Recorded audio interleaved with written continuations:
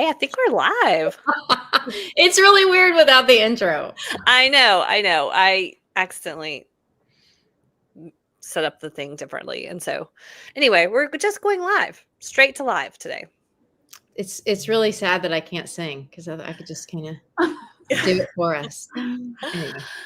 Okay, well, if you are joining us, I'm Catherine Taylor. I'm joined by my co-host, Christy Moan. And we have our bike mechanic, Casey Wytaske. Hello. And Nikki. I was going to try. I thought I could pull it off, Nikki, but I can't pull off the last name. It's okay. Nikki is here as our demo with Casey. So this is a little bit different of a podcast. We're going to have a lot of hands-on. So if you're listening to this in the podcast feed on the replay, you're probably going to want to go to the YouTube channel and actually watch this one. And we will put a link in the show notes of how you can just get directly there. So we have a couple of people joining us. I know the weather's getting nice. People don't want to be sitting on podcasts in the afternoon. But feel free to ask questions as we go through this. Like I said, this is going to be very demo heavy. But I do want to start. We've had you on the podcast before, Casey, but just give us a little bit of your background. Yeah, so my name is Casey Wytaske, and I have been a bike mechanic. I've been in the bike mechanic world for about 10 years. In 2018, I became certified at United Bicycle Institute as a professional bike mechanic, and then I worked for Live Cycling for several years as a demo tech. So I traveled all over the US, and my job was to educate women on how to take care of their bikes and how to mountain bike and just get more women into cycling.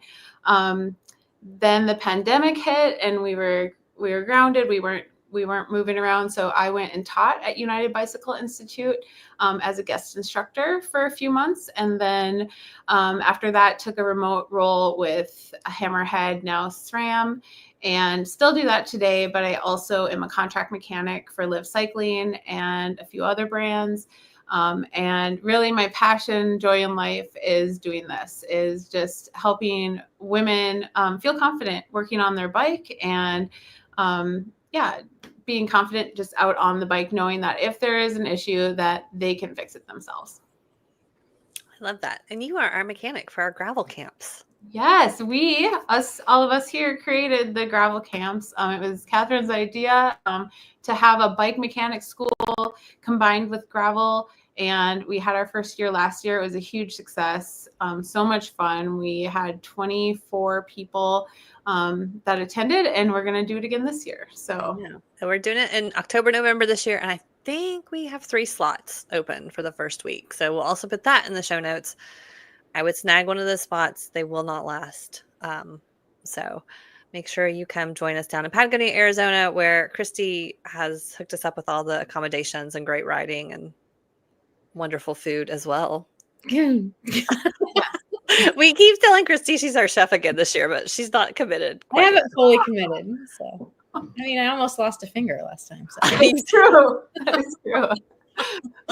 You did almost lose a finger. That was I did not almost lose a finger, but it's more fun to say it that way. It makes a better story. It was a crazy last day when I'm like, here's my credit card. Go feed everybody. Casey. I go to urgent care.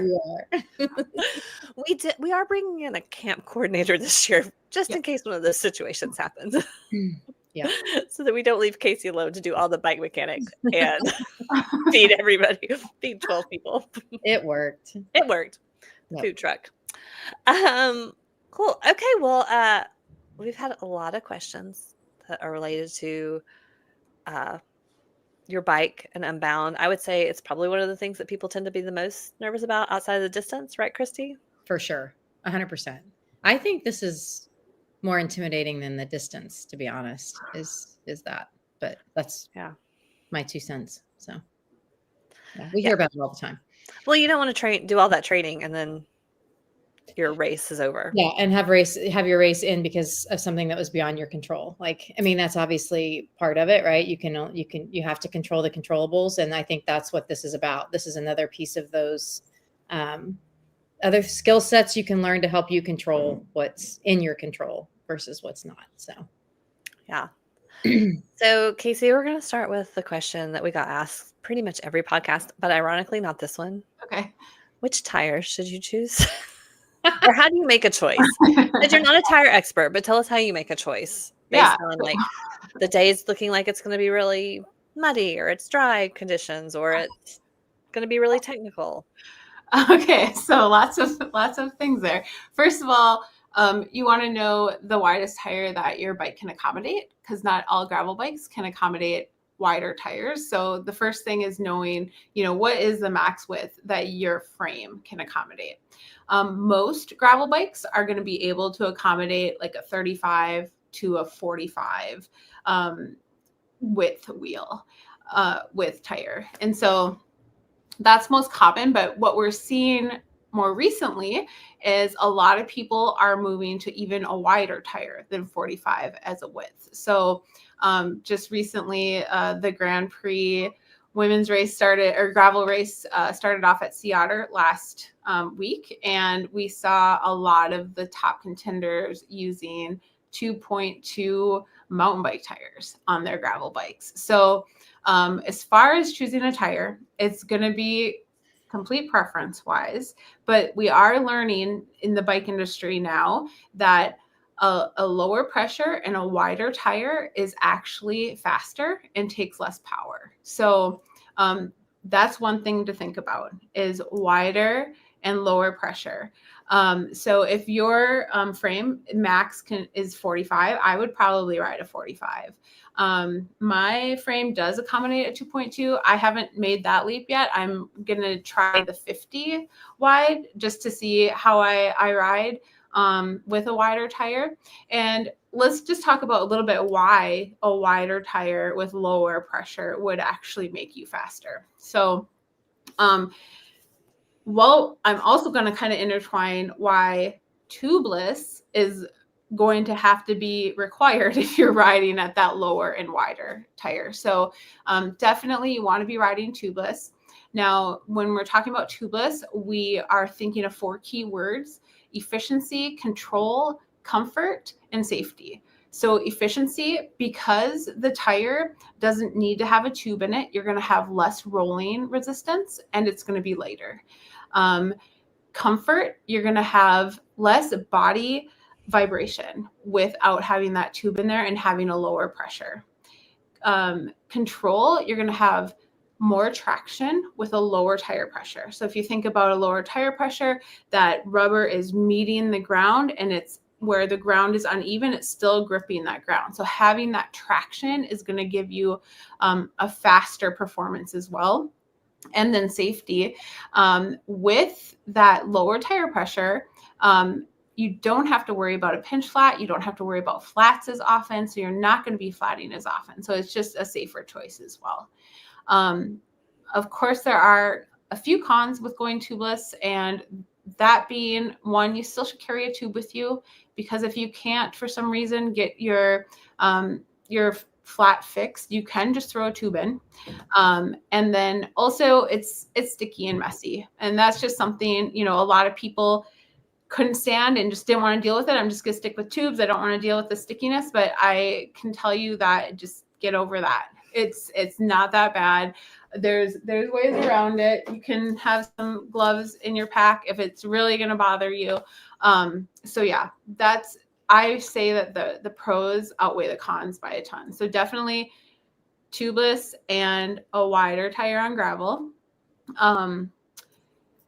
The other thing to talk about is tread on the gravel. So you're going to see there's lots of different tread patterns to choose from. And kind of just an overview, the closer the tread, or the more compact the tread, it's going to be a smoother surface that you want. The more spread out the tread and chunkier the tread is, that's more of the chunkier road you're on. And weather-wise, if it's more spread out and chunky, that's going to be for the wet conditions. So there's a lot of tires out there that you can find that are like kind of the in-between, so that you can ride it as, the all weather. So you can ride it in mud, or you can ride it without or dry conditions. One thing to think about, especially with Unbound, is the type of mud that you're going to be biking through. So there's some mud that people refer to as like a peanut butter mud. It just packs in onto your wheel and packs into your frame. Obviously, in that kind of mud, you're not going to be riding. In most cases, you're going to be pushing the bike through. So if it's forecasted to be like pouring rain the whole time, yeah, maybe go for that chunky, wide tread. But if it's, up in the air, we don't know what kind of weather it is, I would go with expecting it to be in between. I wouldn't go that really chunky spread out. I would go the in between. Still has some decent tread, but maybe a little more packed to make it faster. And just real quick, kind of off subject, but while we're talking about mud, that is one reason some people choose not to ride clipped in, because if you are going to be pushing the bike, flats come in real handy, if that's something. But that's not mechanic stuff. That's just a side note. We'll stick to bike mechanic stuff for this podcast. I think the only other thing that I would throw in there is that sidewall protection on your tire. Yeah. That's key in the Flint Hills, just because the type of gravel that we have, that's what it's designed. That's what the gravel does here. It slices your sidewalls open. And so you want to make sure you have that sidewall protection. And it's another amazing reason why tubeless is, in my opinion, the answer for the Flint Hills. So, wow. How far out from Unbound should you look at getting new tires, Casey, so you feel like you've had a chance to try them out and they're on the bike and everything's working? So I would, depending on how much you ride and when you're riding, I would put new tires on like a week before. And if you're an athlete, you're getting tires the day of. Most athletes are getting new tires the day they ride, then new tires before they go out. So think of it that way. If you're competing at an athlete level, you're probably riding brand new tires. For me personally, I would probably put mine on a week ahead, just make sure I got it all set up right and they're running smooth. Yeah. So Angela's saying she just got replacement Maxxis Recon tires, rode some very slippery mud, slushy ice, and she wished that she had lowered the pressure. So how low should we go, Casey? Oh yeah, I'm so glad you asked that, because there are some amazing calculators out there that are going to give you a starting point. So SRAM Access has a great tire calculator. Wolf Tooth has one. Vittoria has one. So Maxxis probably has one. I haven't used that one. So I would, even if you just Google gravel tire pressure calculator, you're going to have a plethora of options. And what you do is you put in a lot of details in those calculators. You're going to give them your rider weight. You're going to give them the width of your tire. You're going to, it's just a ton of information, and you might not even know how to answer some of the questions, and that's okay. Usually you can pass on some of those questions, but that's going to give you a starting point. I can tell you that I'm 180 pounds and I typically ride my tires around 30 PSI, between 30 and 35. But I recently just did the calculator to see what I should be at, and it told me 28 and 26. So I might even be riding a little high. So anytime I try to let that much air out of my tires, I freak out a little bit. I'm like, that seems like no, I can't do that much. I can't. But I do encourage you to try it, and then, give yourself some time at different pressures and see if you notice a difference. Yeah. Yeah. Especially anybody that comes from like a roadie or triathlon background, you're like, what? So yeah, I had a friend at my gym. I think I told you all this story, but he was like, he got a checkpoint and he was like, the tires were just bad. They popped. And I was like, well, what did you feel? Like, he's like, and then the front tire popped. I was like, what did you feel them doing? He's like 120 or 100 and something. And I was like, there's no way. Anyway, he popped his tires. I was like, I'm impressed you get him blown up that much. I know. He's like, well, I'm a big guy. I was like, there's no way. So check your tire. It should tell you what you can run on your tires as well, like what the maximum is. Don't go past that. Awesome. Well, let me look at our document to see if there's anything else that was question oriented. Christy, do you have any question oriented before we let her start demoing things? No, I mean, I think think she's going to cover, knowing what she's going to cover. I think we're going to cover a lot of it, but I think it's a good place to kick off with the tire question, and those will continue to come up. So yeah. And I think like if you could also show us, like, people are asking what kind of tools should you have in your bag for Unbound, right? Like you don't want to like pull out a whole tool roll, all the right things. So So what I'm going to do is I'm going to pull Christy and I off the screen. Casey is a fantastic teacher because she did used to teach at the bike school, and they'll wave or they'll tell us if they need us, but that way you get to see the whole screen with her and Nikki demoing. And I might not let Christy back on, but we'll see.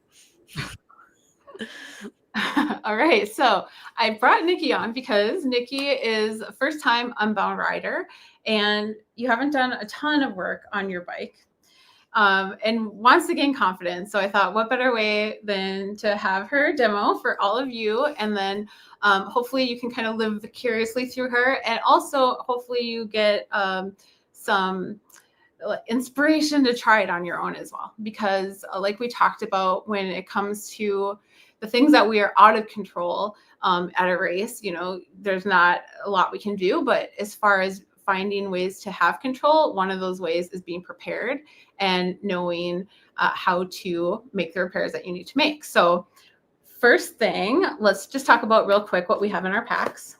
So Nikki's going to grab her pack. I'm going to grab mine. I'll go through mine real quick, and we'll kind of see if you match any of my stuff.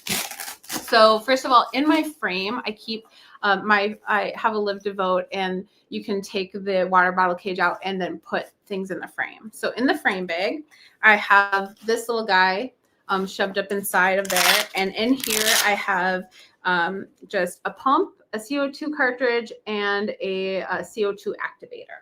That's fancy. Mine does not look like that. Mine's all That's okay. loose That's here. okay. So she's checking now if she's got that. I have pump. Sweet. I have Actuator. Awesome. And I have quick link. A quick link. Good. I'll have to throw everything out on the trail. And that's okay. If you're gonna do a mechanical, empty that bag. See what you got in there. Okay. She's got the CO2 cartridges. Awesome. The next thing I have is my quick link, which is actually in this little multi-tool that is a chain breaker and chain pliers. So you have a multi-tool with a chain breaker. Yes, that is definitely awesome. You want to have a chain breaker with your multi-tool. I've got a tire lever. You got your tire lever. I've got Dynaplug. So this is to plug a tubeless tire. Mine don't look as fancy, but She's got the stand start. And then I've got my CO2 cartridge. You have yours. I have a spare battery. This is for my shifter. So just in case my shifting quits, I can throw in a battery. I have a valve core remover for removing the valve core of the wheel.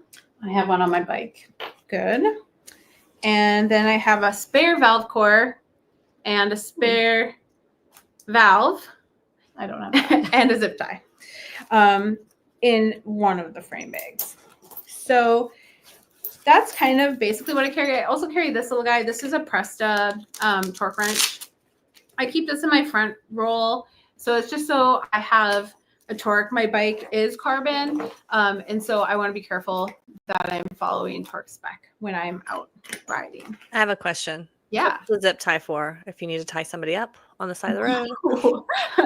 So the zip tie has come in handy for many different uses. Most recently, the bolt of my seat fell out, and we're going to talk about checking bolts. And so if you sit on it, the seat just flops up.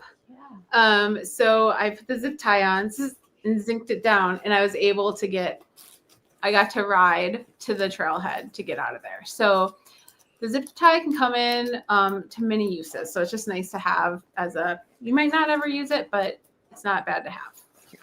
And I did make a note in the chat, but remember, if you're flying, you cannot fly with CO2.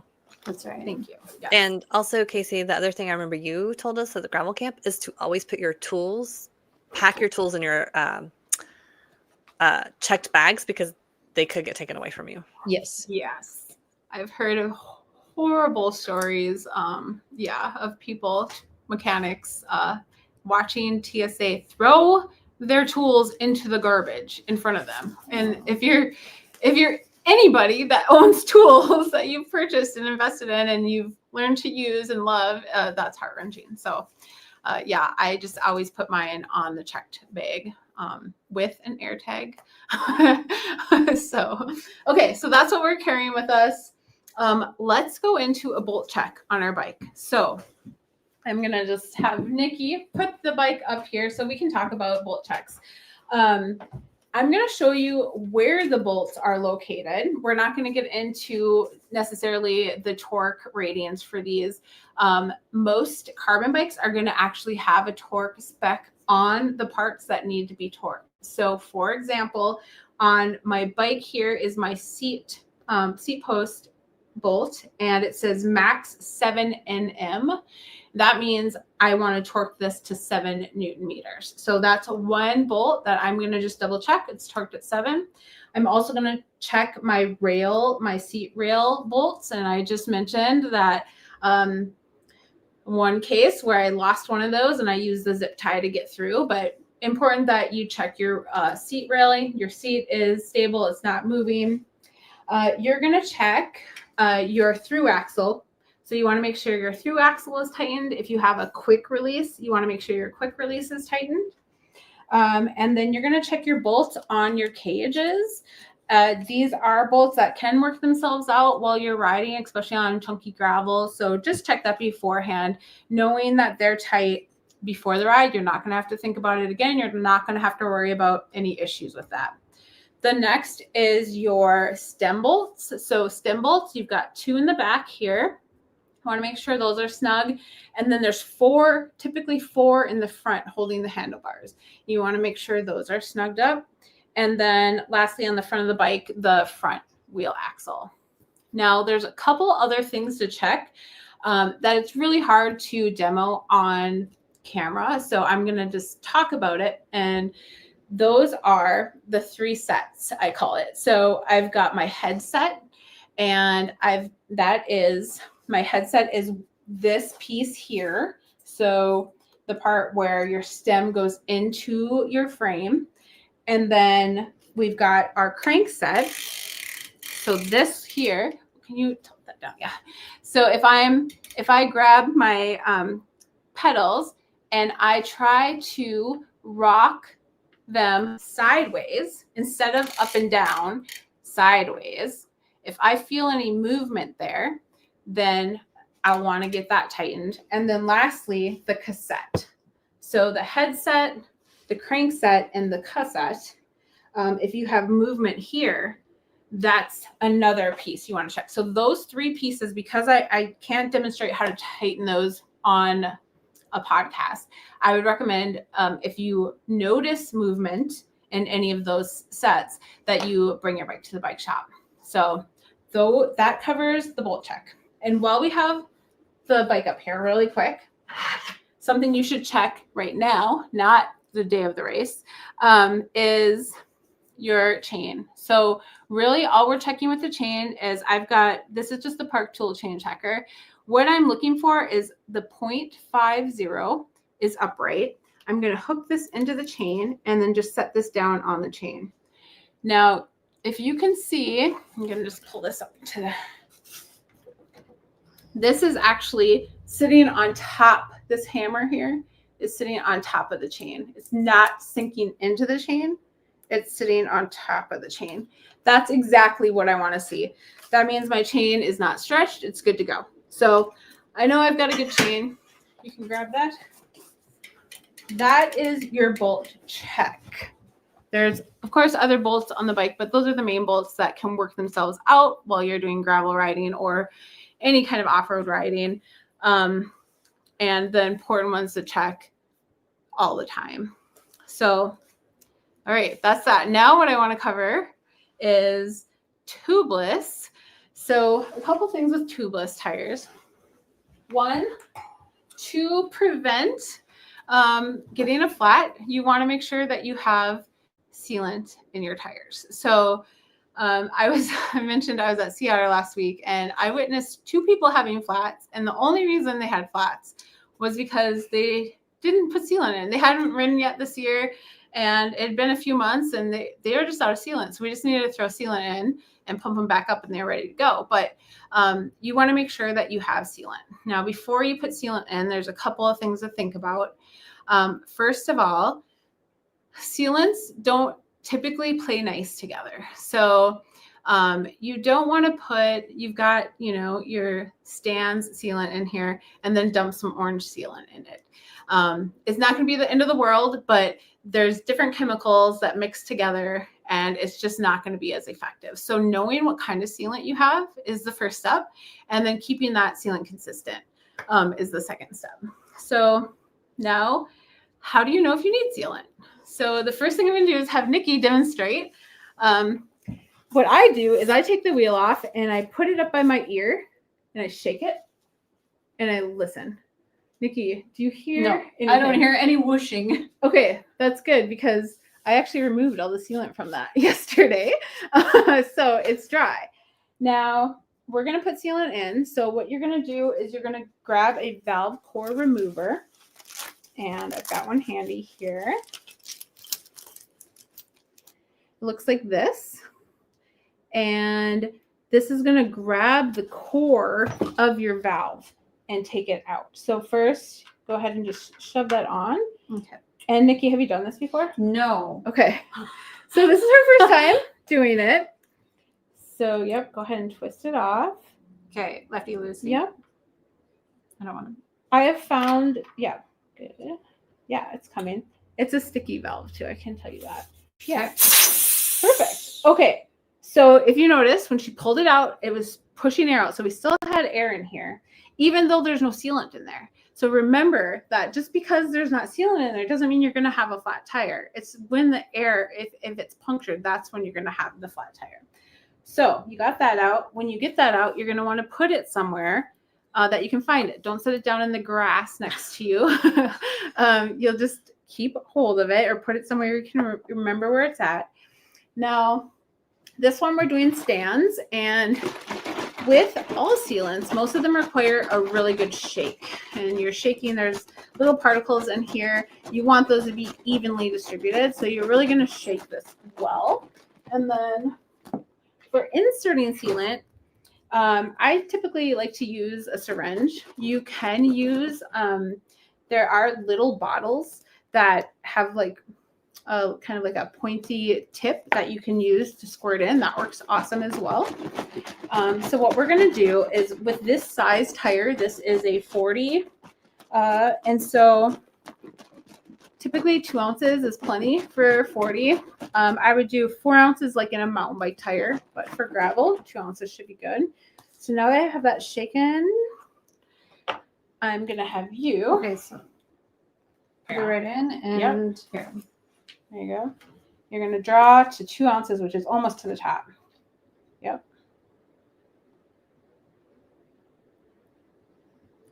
There's a bit of air. Oh, that's okay. Yep, that's perfect. Now we're going to grab a rag. Yep, perfect. And grab that and wipe it as you pull it out. Awesome. Okay. So we've got our syringe full. Now I'm going to see if we can get this any closer.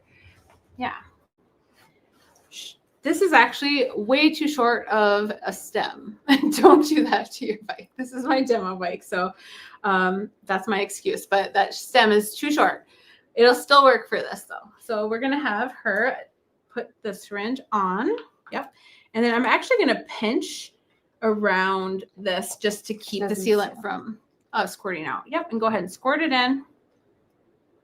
Yep. Awesome. Perfect. Okay. So now we have sealant in there. Okay. We're going to wipe that clean. We're going to grab our valve core and put that back on. So she's just inserting it into the valve, and then she's going to snug it up with the tool. And we don't need it over tight. We just want it nice and snug. Awesome. Okay. All right, now we're ready for air. And I think this is a really good time for Nikki to practice using a CO2 cartridge. So a good thing to practice using the CO2 cartridge in advance of riding.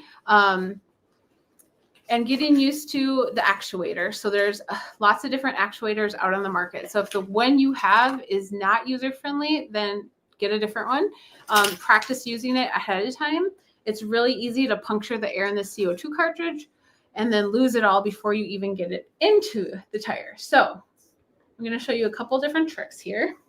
So one of these ends gets screwed in and the other end goes onto your valve. And then we were talking about the size too. Yeah, so she's got, this is a smaller, I think it's a 16 gram. Yeah. And before you put it in one side, okay. They also have 25 grams. So I typically carry the bigger one with me, especially for gravel rides, just because you're gonna have a little bit more volume in your tire. But now when you're inserting the actuator, a couple things to keep in mind. Some actuators have an on or off button. I don't think this one does. This one I don't think does. The other one I did. Yeah. Okay. So the first thing I would do, especially if it doesn't have that on off, is I would attach this to the valve first, because as soon as this is punctured, it's going to rush air out. And is that one screw on? I think it just pushes. Okay. Yep. Cool. So I'll this part here, I wonder if that. Oh, that does release it. That does. Yep. Yeah, that actually. So awesome. So we're kind of figuring out how her actuator works as we go, which is perfectly fine. Okay. So I'm just helping by holding this on. Go ahead and I'll let go and let you do it. Okay. You're going to want to keep pressure on that. Yep. Now, once it gets to the breaking point, it's going to be a little hard to push. Can we keep going? Yep. And I'm actually, just for safety, going to have you put this on. And I'm going to step back because this is a pressurized canister. Okay. It's going to be air really fast. Keep going. Okay. Okay. I think it's good. And it's not rushing because you remember. I think that push. Yep. Go ahead and push it. Okay. Ready? Yep. Oh, yep. Nice. So she's actually airing up the tire right now. Do you feel it getting cold? Yep. Yeah. So that's why some of these will have a koozie built onto it, or you can add a koozie, or if you have your bike gloves, be wearing those because this does get really cold. So yeah, keep going. How do you know how much pressure you need to add? That's a good question, because you most likely won't have a tire pressure gauge with you when you use the CO2 cartridge. So you're just going to get it nice and firm, and then you can let air out if you need to. So I would get it pumped up pretty tight. Keep going. Yep. It's getting frosty. Yeah, and you can actually get freezer burn from the CO2 cartridge. So do be careful. Don't hurt yourself. Yeah, that's good. Yeah. Another thing to keep in mind is that CO2 air will dissipate over time. So this will definitely get you home. It will hold the air for a while, but the next day, it might feel like a flat tire. And that just means you have to put in air from a hand pump or a floor pump. So how'd that go? Yeah. Good. Cool. I have a couple of questions that came in, Casey, that are related to this. So one is, should we have our support crew carry an extra tire, older one, or a support bag just in case? I'm remembering Christy on because I know she had a little tire issue that kept her from finishing before, and I know you wanted to make sure you felt good about that, and then the next time. Yeah, I think that's a great idea. And my answer to that is because working with professional athletes, we actually have spare wheels for them. So because it needs to be fast, so we're throwing another wheel on. But yeah, if you're determined to finish this race and you have a cut sidewall and a tube in there and it's not working, then yeah, have your crew have a tire so that you can get that tire on, even though it might set you back in time a little bit. If you're determined on finishing, you want to finish unbound, then yeah, bring an extra tire for your crew. Yeah. And it's like, if it's something that's going to make you feel better, it doesn't hurt to have it. Yeah. Okay. And then Sherry, do you suggest extra sealant with you on the bike just in case you get a sidewall gash and lose a lot of sealant? Yeah, that's preference. I would definitely say I personally, if you have a gash in the sidewall, sealant's probably won't help. At that point, you're putting a tube in with a boot. My thing is filling the tires with sealant ahead of time. You can lose a little sealant if you like burp a tire. But I feel like if you've got sealant in, you're good. The only time I really grab a 2-ounce container of sealant and bring it with me is if I'm trying to get on the road. I haven't checked my sealant lately, and I just want it there just in case it turns out I need sealant, and that's all I need. Yeah, so it certainly doesn't hurt to carry, but if you're trying to minimize what you're carrying with you, I would just make sure I'm filled up, and then go from there. Should you carry this is a Lael Wilcox trick, super glue for sidewall gash? You can try it. Yeah, you can definitely try it. I personally have not tried super glue on sidewall gashes, but I've heard it works. I've also heard people use Gorilla Tape. They throw Gorilla Tape on there. So those are good questions that I can't speak to, unfortunately. I've heard like a goo wrapper. Like I've heard Heather Jackson talk about using a wrapper. I've used a goo wrapper before for a sidewall, but I'm putting a tube in. Yeah. At that point. So I think it's always fun to figure out how you get to the aid station. You need to. So that's dollar bills, goo wrappers. They actually make, there's actually patches that you can use. So, Christy, this is a support crew issue. Are there still support spots available, or are those sold out? There's 3 feet cycling, and then you can also email. I'm not sure if our crew for hire is still open or not, but check our website. So, check the website. And do they usually have some supplies? If the crew for hire usually has like a mechanic there, right? Crew for hire has Shimano mechanics. The 3 feet cycling team has their mechanics with them. So they both have those are going to be more white glove kind of, and those people have all been there, done that. Like they know how to run those checkpoints and those support crews to help you. And you get to not only bring your own nutrition that you want to make sure is at those at those aid stations for you, but you have access to that as well. Yeah. One thing I will say is I did have a friend that did the support for hire, and she loved, but she had a bike issue, and she was like, I should have learned how to change my derailleur hanger because the line was really long when I got there. So she ended up waiting 45 minutes to get to the mechanic because other people needed a mechanic. Yep. As well. And she was trying for a time goal. So okay, that's good to know. I'm gonna try and get a video up before UNBOUND about derailleur hangers. That's a good one. It's a really good one. Okay, back to it. So a couple things here. Once you've got new sealant in or you've added sealant, go ahead and shake the tire around. You want to get that sealant really well distributed. You can go for a ride too. That works. But since we're indoors, we're just going to shake it up, get it really well distributed. And then once you've done that, I'm going to have you hold it up to your ear and see if you can hear the sloshing this time. Yep. Yeah, you can definitely hear it. So you know when you have sealant in. Okay, so now, cool. We have sealant. We don't really have to worry about a flat, I don't think. But just in case, let's practice. So Nikki has a dart with her. This is a Stan's dart. Now, as you can imagine, Stan's made the dart to work with Stan's sealant. So I'm not saying it's not going to work if you're in a pinch, but it is designed to work with Stan's sealant. So it's going to work best if you have Stan's sealant.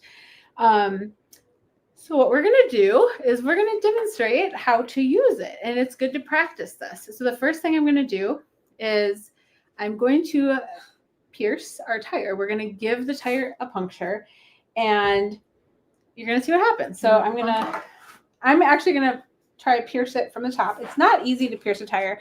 And so be careful if you're trying to do this yourself. There, I'm going to pierce it. Okay. Now what I'm going to do is I'm going to remove this and I'm going to spin the tire. You can hear it? Okay. So I just spun the tire. Now we can't hear it. Here's where I punctured it. I can tell you I lost very little air and my tire is sealed. I am going to keep riding. I don't need to stop. I don't need to plug my tire. So pretty much any kind of puncture that's small, like a tiny little prick, or like, what are those thorns that you get when you're in the desert? Any of that. That's why people ride tubeless, because that's how awesome it is. That just sealed that right away. That puncture. So I don't even need to worry about actually using my dart. However, we want to practice. So what I'm going to do is I'm going to find that puncture. I'm going to try and get it a little bigger this time.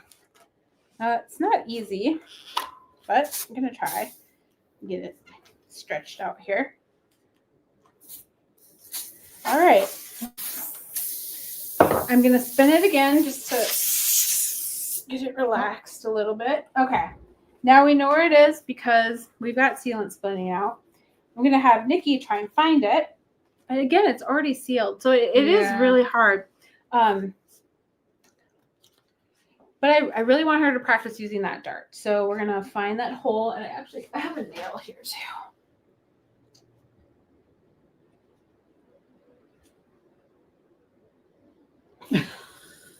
Oh, you can hear it. Yeah. I'm worried it's going to spray all over. Okay. It won't spray with it. Oh. Okay. And at the same time I'm doing this, I don't want to damage my rim. Oh. Yeah, this is hard. Just goes to show you how good sealant works. Yeah. Okay. Here's my hole. Now I'm gonna make it a little bigger with a nail. I'll try to make it bigger. Guess these tires are pretty good too. Okay, so one thing to think about. Oh, there we go. Okay. You can pull it out and try to put the dart in there. You do have to have some pressure in your tires. You do have to have some air. Do you want to kind of, how far do we go in? Oh yeah, so good question. You're going to just shove this whole thing and boom, and just like pull go it right out. to like, okay, yep, I'm going to. Okay, ready? Yep. Oh, shoot. Yep, got it. Actually, Nope, nope. not there. It's right against there. I think I need. Yeah, push. Yep. So you can see there's not a lot of air in here, so she's actually getting down. She doesn't want to. You don't want to hit the rim of the tire because that you can damage your tape. I don't think I got it. So we can't even get it in. That's one thing about live demos. So I'm not gonna. Won't keep trying that. I guess really what this demo we can say is this is why you should have sealant. Because we didn't even need to plug it. But with the dart, you just pull it in or you push it in. Yep. And then pull it out. Pull it right out. And that's done. Okay. Same with if you've got the Dynaplug. The Dynaplug is similar. It's like a little bullet. You're just going to shove it in that hole and pull it straight out. And that's going to plug it. And yours is already fed in there, right? In terms of your plug? That is the plug. Yeah, the plug is inside the here. metal. Yeah. Okay. Now there's also what we call bacon strips, and that's going to be a little different. So the way that the bacon strips work is you have like a fork. You put the bacon strip in the fork so that it's right in the middle. Bacon strip is this piece long in between the fork, and then you shove the fork in, and the bacon strip bends up like this. And then you pull the fork out and the bacon strip stays in kind of jammed like this with two pieces sticking out of the top because it was folded. And then you just keep riding. You don't need to cut the bacon strips. You just leave them. You can consider it just a tread basically that you've added to your tire. But I do recommend if you have a local bike kitchen or like a local nonprofit bike shop to go to that bike shop and get some used tires and try plugging them. Practice plugging them. Practice using your plug.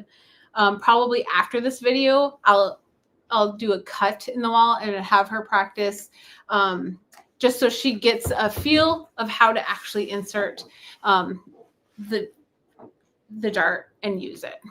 So, but just not to take up extra time trying to get the tire punctured. It always is on the demos. Yeah. I will just like agree, like do whatever. When I did an Ironman, I remember like the week before, I just practiced taking my tire off and putting it back on, like probably 5 times in a row, just so I felt like I know I can do it. And it just made me feel a lot more comfortable going into the race. And I didn't have a flat. So we do have some questions coming in. Christy's been answering a few, but just for the sake of, I think some of those are good. So should you bring a spare derailleur hanger with you? Yes, 100% yes. And you should actually get it ordered now. A lot of bike shops have to order in the derailleur that's specific to your bike. There are some universal derailleur hangers these days that are awesome, but not all bikes have that. So especially if you don't have like a brand new bike, you'll probably have a specific derailleur hanger that you need to get ordered. I can confirm that will endure ride. That happened to be on a group ride once, and I was like, well, I'm not going anywhere. But it's kind of like, it's not a heavy thing to carry. It's an easy thing to pack. So it doesn't hurt you to have it if you feel better. Okay. Christy had mentioned this about the removing mud. So Christy, you want to talk about that tool? There's a tool if you want to remove mud from your bike and shoes. Now, look, hopefully we're going to have a nice dry year this year. But just in case it's a mud year, like besides the stir sticks, what are things you can do? Oh, sorry. I was reading another question. I got distracted. Well, that park tool is really cool. That Gear Clean brush works really well for it. Paint sticks work great, but this is just kind of another level. It helps you get a lot of times what will happen is little pieces of rock will get in your chain. And then when you're shifting, it ends up in your cassette and you end up breaking your chain or like, doing something, ripping your derailleur off, exactly what we were talking about. So those sorts of things, those help with getting any of that kind of excess debris off of your chain and out of the way and out of your cassette. So I think that's really handy. The paint stick is great just for getting that basic mud off the tire. So, and don't try to do it while you're riding. Oh my God. Stop and clear the mud. Don't like take the stick down and be like, oh no. Don't. Good advice. Yeah. And I don't know if Casey's going to go over this one, but one thing I will, I almost learned the hard way this weekend, check your batteries if you have electronic shifting, don't just charge the battery, check the batteries in your shifters, because I got on a ride and I was like, since it's at 25%, we're going to keep our fingers crossed that it works. And then in my mind, I was like, well, I could change out my car key battery, worst case scenario. Yeah, I would even go as far as to save new batteries before the race. Yeah. And then I do carry, I showed you in my bag, I have a spare battery with me, typically have a spare Axis battery with me as well. But I have a dropper post, so I can just take it out of my dropper post if I need. But yeah, charge your batteries, charge your lights, even if you're not expecting to finish in the dark, it's good to have. And one more thing. Batteries, lights, your computer. Make sure your computer is charged to 100%. Don't start at 60%. Just have it at 100%. Yeah. Lights for all, like front, back, even for 100 miles. You would recommend it? I recommend lights, yeah, even for the 100-mile, especially if you're set on finishing and you end up, having to hang out with the 200-milers. You never know, So you accidentally went the wrong way on the court. No, just kidding.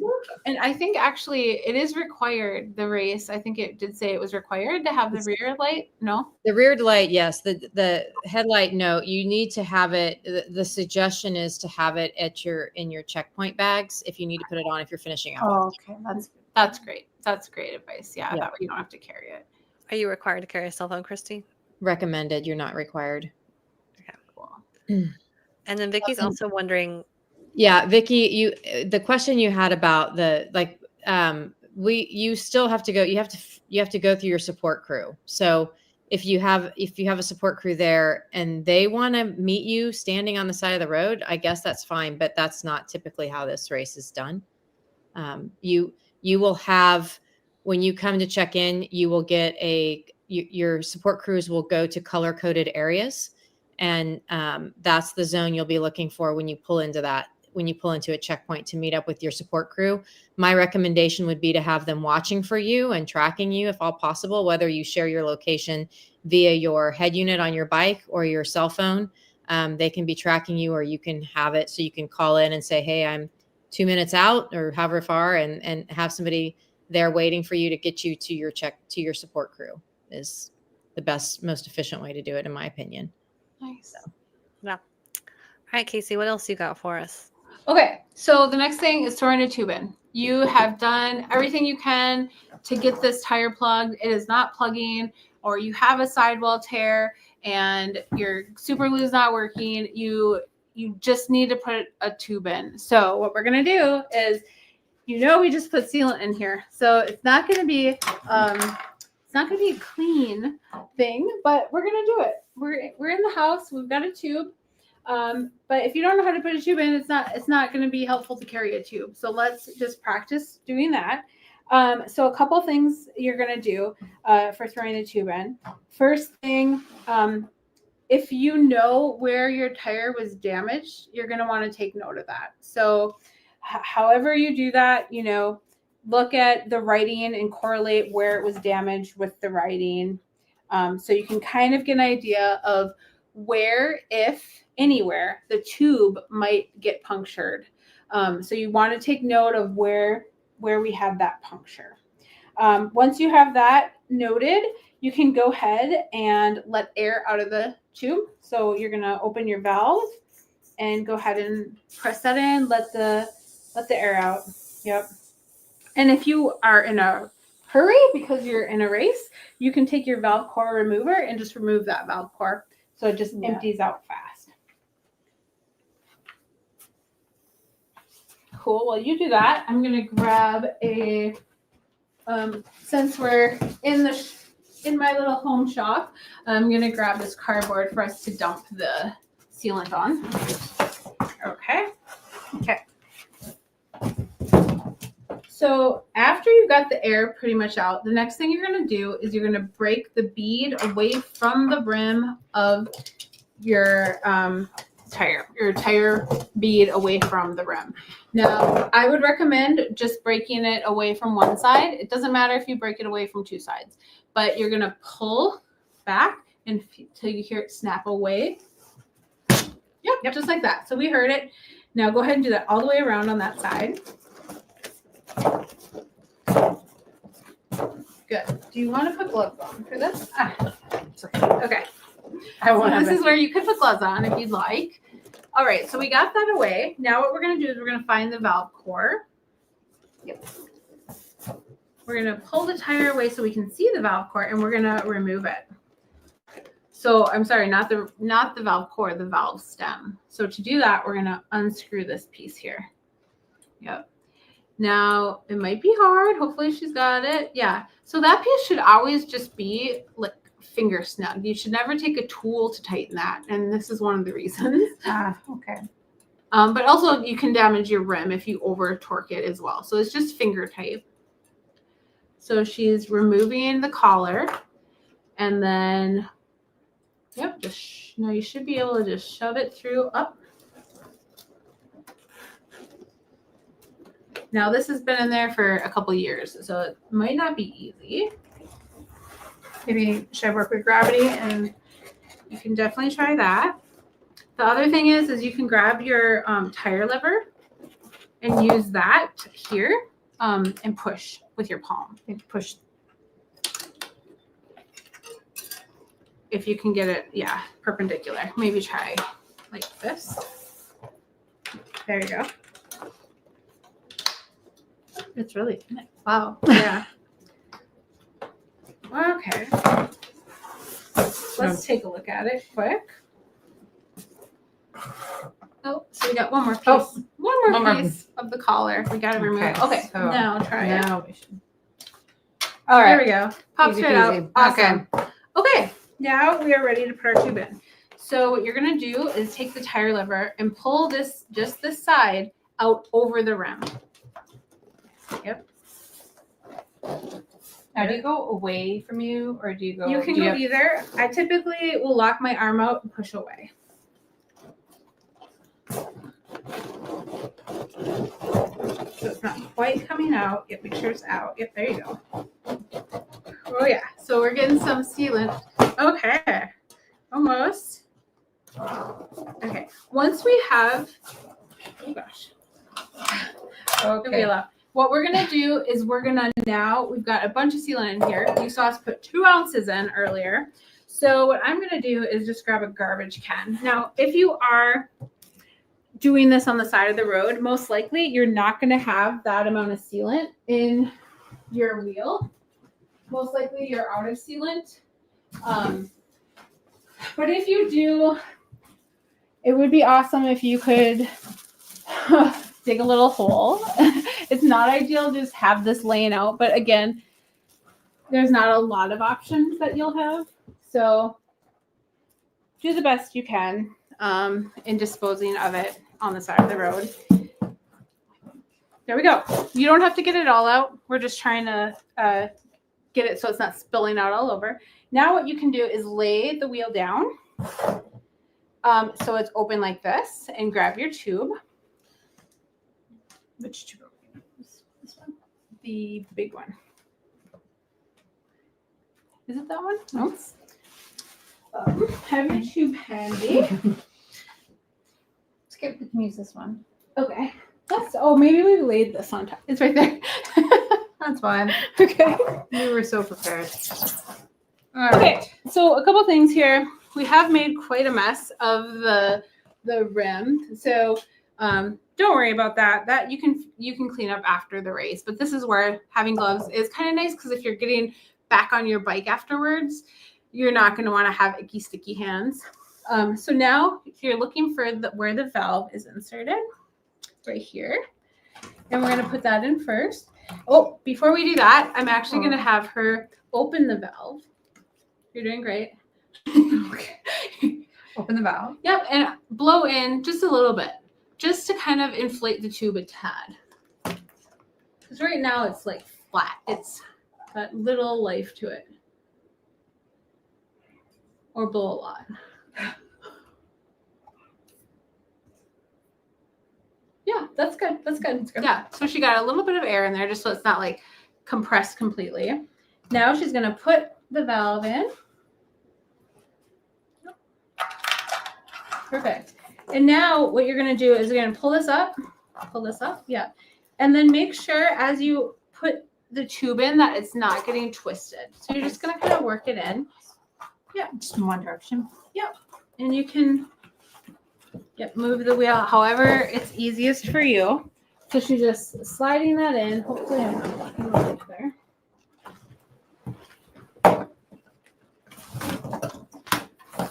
Just gonna get it on the other side for you. Yeah, there you go. Awesome. And she's doing it really fast. Like the first time I did this, it took a very long time. You're doing awesome. All right. So now that we've got it in there and we're fairly confident that it's not twisted anywhere.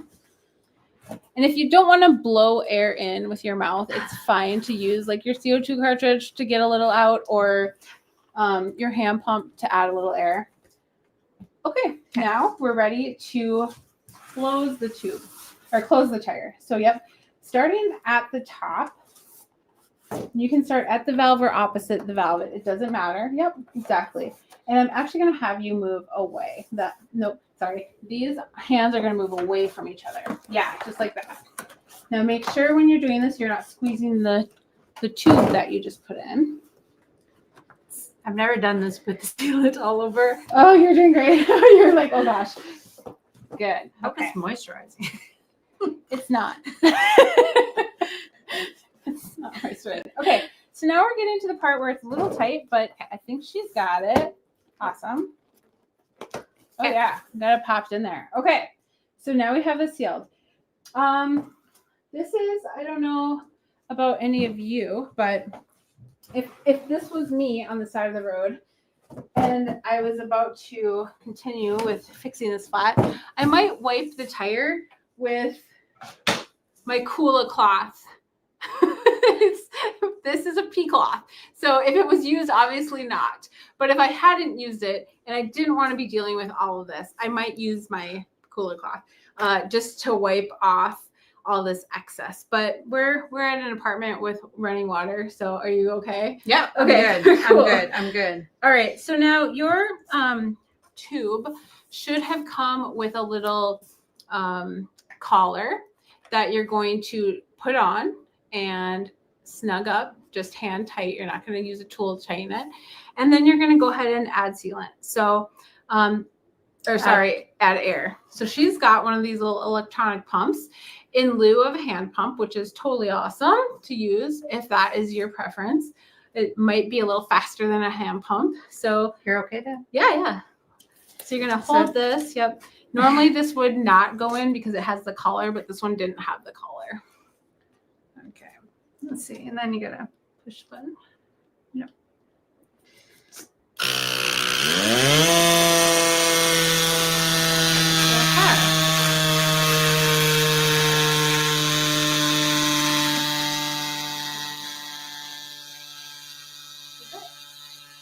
Yeah. It's in about 9. And keep going. Oh, more. Yeah? More. Keep going.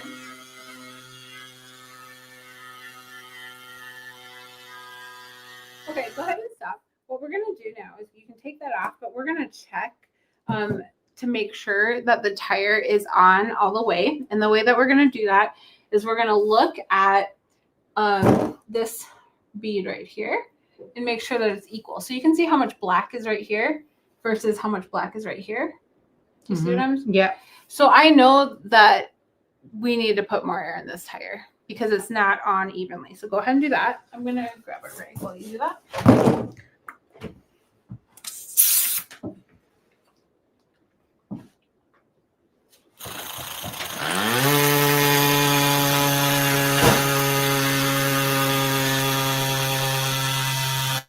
And while they're doing that, I'm just muting the mic while they're doing that. But I will say I like those little hand pumps. Like I was a little bit skeptical, but I got one and it's quite nice to have. I don't have to travel with CO2 anymore and just have kind of like that little emergency filler. I just got mine on Amazon. Casey might have a good recommendation of one. Casey, give us a heads up when you stop buzzing or give us a thumbs up when you stop buzzing. Okay. Okay, so we got that on. I'm just wiping this down so we have a little bit of clean workspace here. I'll give you this so you can wipe your hands. Yeah. Thank you. So we're just making sure that this is fully seated all the way around before we start riding. This one actually isn't. So what I would do is I would probably let a little air out and then kind of work. Oh, you heard? Did you hear that? Okay, hopefully you heard that. So I actually was able to do it with my hands. I'm just pulling that bead out a little bit. And now it's seated in there. But if I couldn't do it with my hands, I would probably let a little air out and then force it and then add more air again. So now that we have a tube in here, we are going to run a higher pressure. So nice and firm, but really we just want to get to our checkpoint. So that'll get us there. Okay, so that was adding a tube. Nice job, Nikki. I'm going to say, Angela said having a digital pressure gauge is pretty important on the digital pumps. I would say yes and no. Like if you've ridden a long time, you kind of know what different pressures feel like, especially if you're just trying to get to like the next checkpoint. It's not, I'm like not going to carry necessarily another tool with me. I have found because I've ridden a long time, I'm like, when I go check it, I'm like, I was pretty spot on with that. So when you fill your tires up, I actually recommend feeling like, what does that feel like when it's at like 30 or what does it feel like? You'll kind of start to feel it. And then it can be helpful. Like if you're just traveling with that and not a pump to have a digital tire gauge, like if you're just doing it at the house or stuff. So some of them even have the gauge on them too. This one doesn't. And then I have this just for fat biking too. I have just the digital gauge. It's super light. Yeah, just have another tool. It's just more cumbersome. Yeah, and one thing to think about too is if you were fixing a flat with a hand pump, you probably wouldn't have a gauge with you either.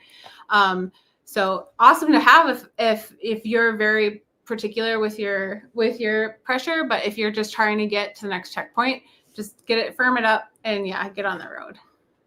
Okay, so that was mainly what I wanted to demonstrate. I really want to encourage you to practice plugging your tires. That's the main thing. If you can get practice actually getting that plug in, that's huge, because some plugs don't work. Some, well, the applicator breaks. Like, so just get practice doing the tube, or doing the plug. And then I guess if we have time, I'll check in with Catherine and Christy. I was going to show how to put a quick link on your chain. Yeah. We could do the quick link on the chain. Do it quick. Okay, I'm gonna let you do it. Okay, grab my bike. So what we're gonna do is I'm just gonna a couple things. One, if your chain breaks on your ride, first of all, it's rare that that's gonna happen.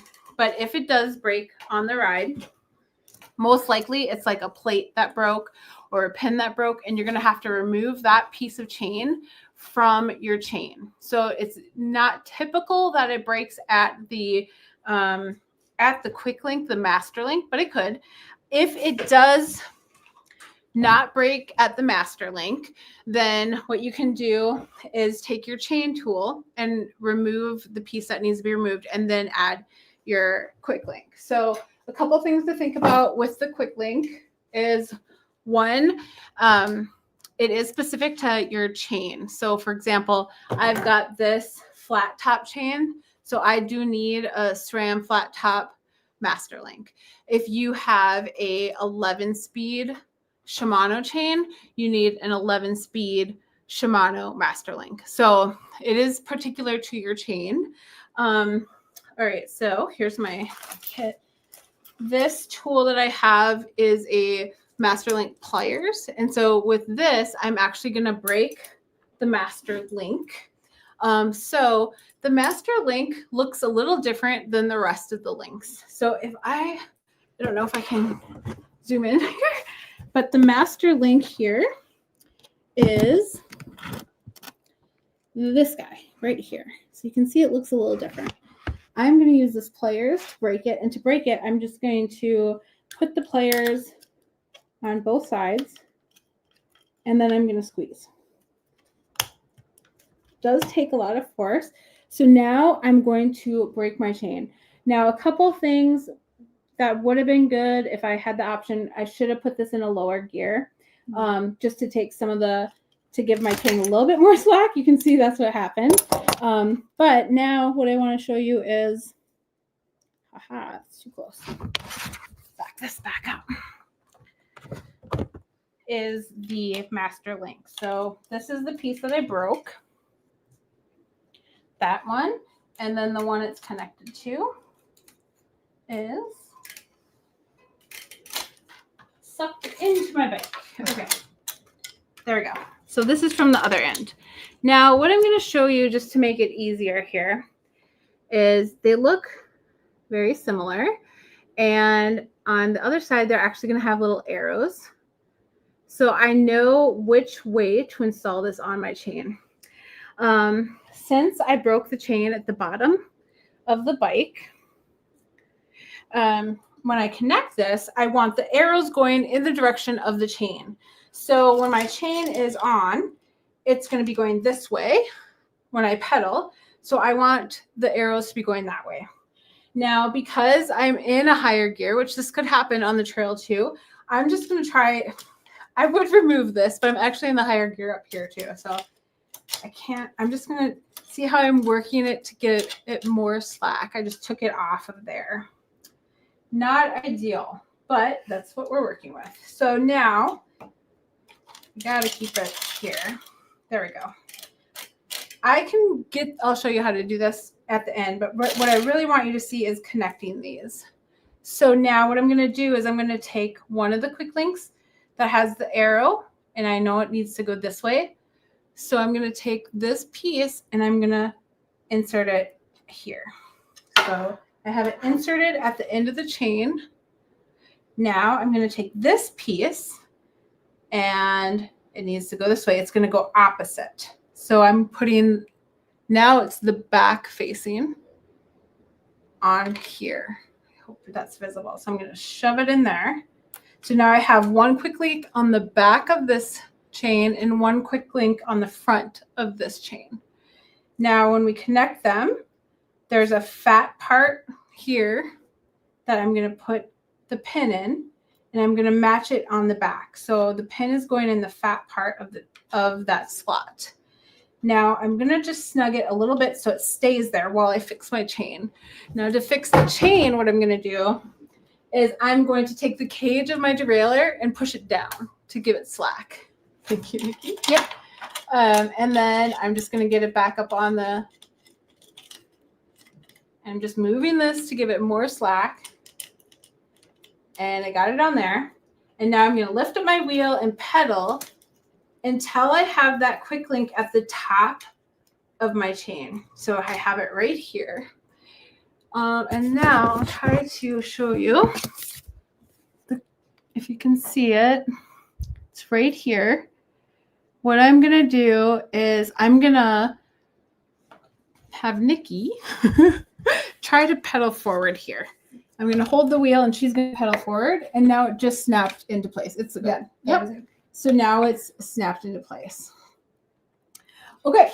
So another thing that is good to practice is that, however, one thing to keep in mind is you can only use a master link once. Once you break a master link, that now becomes the weakest link on your chain. So I will replace this with a new one. Just wanted to show you that for the demo. So yeah, I would get a couple, go buy 5 or 6, practice it once, and then have a couple spare for yourself. Thank you. Awesome. That was so great, Casey. Thank you. Yeah. For all of that. Thank you, Nikki, for being our willing participant and getting sticky. Yes. Nikki, thank you for learning in front of, all the Everybody. People. Yeah. Awesome. No pressure. In front of YouTube. I think every tip you showed is something that over the course of riding for 20 years has saved my ride on one occasion or another, like every single tip. The other thing that I have done, I mean, Casey, obviously you do this all the time. So you have a lot of confidence when you're approaching the bike and you know what you're doing. I oftentimes will take a picture before I start taking something apart with my phone, just because then I can look back and be like, how was this? Like, especially if you're in the race situation and you're just trying to kind of move more quickly than you normally would, or you're getting flustered, or your brain's not operating on all of the cylinders it should be. Pulling out that phone and taking a picture of whatever problem it is can help you like retrace your steps when you're putting it back together if you have to. So that's especially with the chain, like the way that it's routed through the derailleur. That I took pictures of that for years, like before I really felt like I understood it. So yeah. It seems silly, but it's true. So, and you probably want to do like your last bike service, I would say, in the next week or so, right, Casey? Like you want to go in and just get a good, like everything checked, serviced. Yep. Have them go over. So exactly the headset, the crankset, the cassette. Yep. And then just do the normal maintenance. Yeah. And I would actually call them and say, I need to bring my bike in. I'm training for Unbound. How long will it take? Because sometimes it can take several days. And so you might want to like do your long training ride on the weekend and drop it off as soon as you can. Even if it's like they're open on Sunday, you can drop it off after your last ride, because you might not get it back till Thursday or Friday. It's bike shop season now. People are getting their bikes ready for spring. So just be aware of that. Don't wait till the last minute and be like, shoot, I wish I would have like gotten everything done on my bike. Wow. There's also a fantastic bike shop in Emporia, Kansas. We're a little biased toward it, but I was there for Unbound Camp, and I will say their mechanic was one of the best that I've been around, and he just fixed an issue. He fixed that clicking issue on my bike, Casey, that we've like been trying to figure out. What? Yeah. What was it? Did he tell you what it was? I forgot what it was, but so they are fantastic. Same thing. I would get in, build your bike as soon as you can, or ride it as soon as you can when you get into town if you're driving within the back of your car. And if anything is going wrong, immediately go to the bike shop, because they are going to be slammed. Christy, any tips for navigating that? No, I mean, we although we will be busy, I will tell you that last year, everybody that bought their bikes in had them back within 2 to 4 hours. We staff for this event, guys. So Vicky asked about the CO2s. Yes, we already have plenty of CO2s in. And when you're done with them, we have a box out front, and you can donate them if you're flying, and we give them to local NICA chapters around the area for them to use. So it's, we are 100% set up to make sure that you guys have a successful event. So I know it's my bike shop and I know it's my husband that's in there doing the work, but that man loves this event and he knows how to treat women correctly. You will not be talked down to. He will, you'll feel welcomed. And if you don't, just tell him you're talking to his wife. And I'm going to talk to Christy about this. Yeah, no, it's great. So yeah. Okay, well, flying with your bike. Casey has a great video on Instagram about taking apart your bike. If you haven't done it before, brought it to the shop and you need to take your bike apart. I found it really, really handy. Yeah, we'll link that in the show notes as well. And then, Casey, you will be at Unbound, but we probably won't see you very much because you are working with some of the pro. Last year, you were like working with an Olympian. I get to work with the same people. I'm excited. Yeah. So you're going to be, BMC's bringing you in as their pro mechanic, right? Yeah, I'll be as a race mechanic again this year. I'm really excited. It's so fun. Yeah. So I'll be there. But yeah, you're right. It's hard because everyone's so busy with their groups. Yeah. Yeah. And where can people find you on social media if they want to find that video? Yeah, I am on. I'm trying to build a better Instagram with more educational information. Go follow Casey then.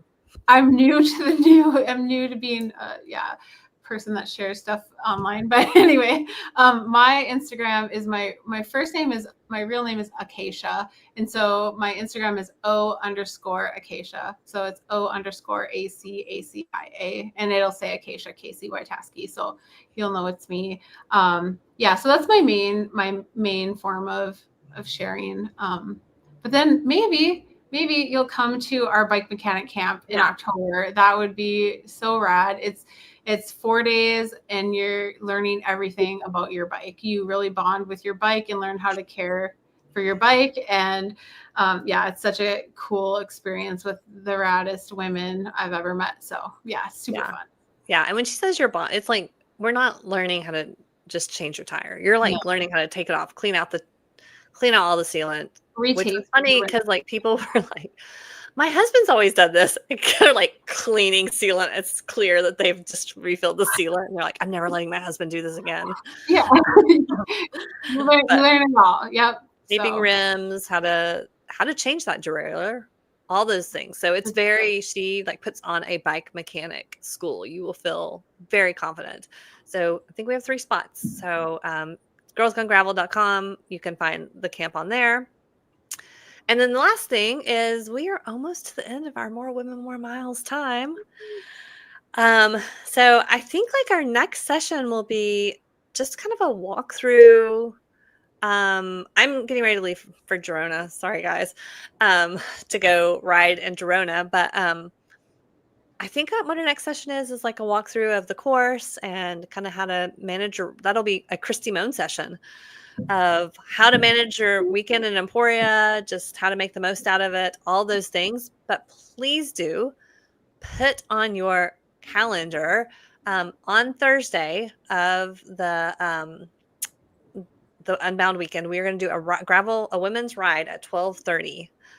It'll be on the schedule and we're going to make it a little bit different. We're going to have some of the pros joining us and talk about how to manage the course. So like what's the best way to line up for the start?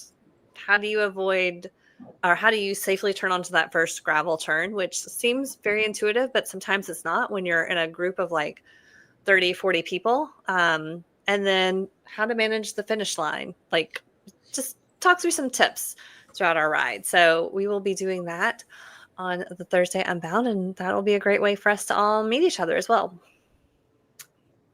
Yes, the brunch. Should we just? I didn't know if you were ready to tell people about it. I'm ready to talk about the brunch. So okay. Yes, yeah. Okay.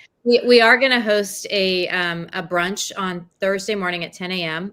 I'll make sure Catherine has the link to the registration, or I think you actually do have the link to I registration. do have the link. Yeah. So that's going to be super exciting. It'll be 10 a.m. at Union Street Social, which is my favorite restaurant in Emporia. We only have 100 seats available. So if you're interested in coming and joining us, the brunch is only $30, and it's inclusive of all of your stuff that you're going to, I mean, it's going to be amazing food.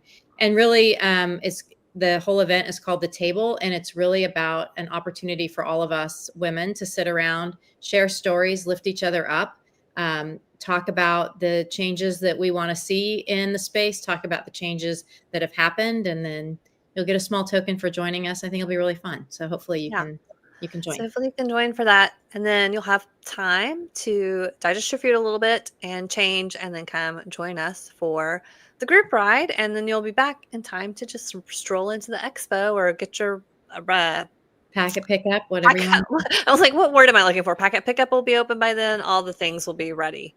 So if you can come in early. I know some of you can't, but if you can, try to come in and join us for those things. So. And I don't know if anybody saw, but Lael's movie there'll be a screening of it at Unbound this year. So it will be Thursday afternoon as well. So Thursday's a big day. Get your tickets. That thing is going to sell out. So I think go to her profile to find tickets. Lael Wilcox's. Awesome. All right. Well, that's the end of that for today. We will email you once we get our event scheduled for our kind of course preview, weekend preview show. And thank you so much to Casey and Nikki again. Thank you. Thank you. Thank you.